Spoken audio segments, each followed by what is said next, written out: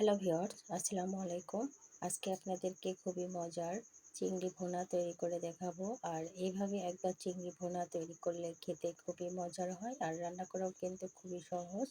খুবই অল্প উপকরণে এই চিংড়ি ভুনাটি রান্না করেছি, খেতে খুবই মজার হয়।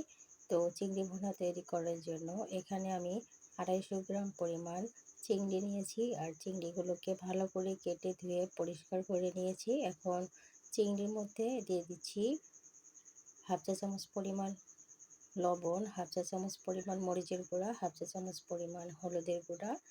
এখন লবণ, মরিচ আর হলুদ দিয়ে চিংড়ি মাছগুলোকে ভালো করে মাখিয়ে নিচ্ছি। মাখিয়ে নিয়ে এক সাইডে রেখে দিচ্ছি। আর এখানে একটা প্যানে নিয়ে নিচ্ছি পরিমাণ মতো তেল। তেলটা দিয়ে চিংড়ি মাছগুলো আমি দিয়ে দিচ্ছি।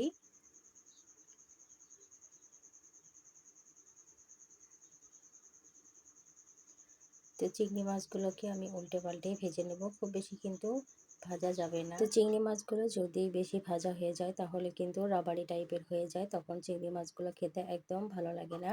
তো আমি খুবই অল্প কিন্তু ভেজে নিয়েছি।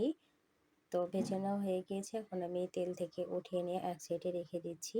আর সেম তেলেই আমি এখানে দিয়ে দিচ্ছি হাফ কাপ পরিমাণ পেঁয়াজ কুচি। পেঁয়াজ কুচিগুলোকে আমি কিছুক্ষণ ভেজে নেব।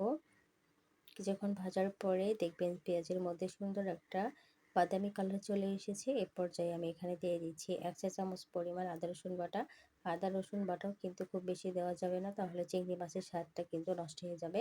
আদা রসুন বাটাকে আমি কিছুক্ষণ ভেজে নিয়েছি, এতে করে আদা রসুনের কাঁচা গন্ধটা চলে যাবে। আদা রসুন কষিয়ে নেওয়া হয়ে গেলে এখানে আমি সামান্য পরিমাণ পানি অ্যাড করে দিয়েছি। এখানে স্বাদ মতো দিয়ে দিলাম লবণ, হাফ চা চামচ পরিমাণ হলুদের গুঁড়া, 1 চা চামচ পরিমাণ মরিচের গুঁড়া, আর ঝালটা কিন্তু আপনাদের পছন্দ মতো দেবেন। হাফ চা চামচ পরিমাণ দিয়ে দিলাম ধনিয়ার গুঁড়া, হাফ চা চামচ পরিমাণ জিরার গুঁড়া। এখন সমস্ত মশলাগুলোকে আমি কষিয়ে নিব। আর এই পর্যায়ে যত ভালো করে মশলাগুলো কষিয়ে নেবেন, আপনার চিংড়িটা কিন্তু খেতে খুবই মজার হবে। এখানে আমি একটা টমেটো দিয়ে দিয়েছি, আর টমেটোগুলোকে সেদ্ধ করার জন্য ঢাকনাতে ঢেকে কিছুক্ষণ রান্না করব। কিছুক্ষণ রান্না করার পরে দেখবেন টমেটোগুলো কিন্তু একদম সিদ্ধ হয়ে গিয়েছে। এই পর্যায়ে আমি এখানে দিয়ে দিচ্ছি 2 টেবিল চামচ পরিমাণ টক দই। তো আপনারা কিন্তু টক দইটা স্কিপ করতে পারেন, টক দই না দিলেও কিন্তু এইভাবে চিংড়ি মাছ রান্না করবেন, খেতে খুবই মজার হয়। তো টক দইটা দেওয়ার পর আমি এই টক দইয়ের সাথে মশলাগুলোকে আবারও ভালোভাবে কষিয়ে নিব। তো যত ভালোভাবে কষিয়ে নেবেন আপনার চিংড়ি মাছটা খেতে খুবই মজার হবে। কষাতে কষাতে যখন দেখবেন তেলটা উপরে ভেসে উঠেছে, এ পর্যায়ে আমি ভেজে রাখা চিংড়িগুলো দিয়ে দিচ্ছি। চিংড়িগুলো দিয়ে মশলার সাথে ভালো করে মিশিয়ে নেব। তো মশলার সাথে মিশিয়ে নেওয়া হয়ে গেলে আমি 5 মিনিটের মতো কষিয়ে নেব।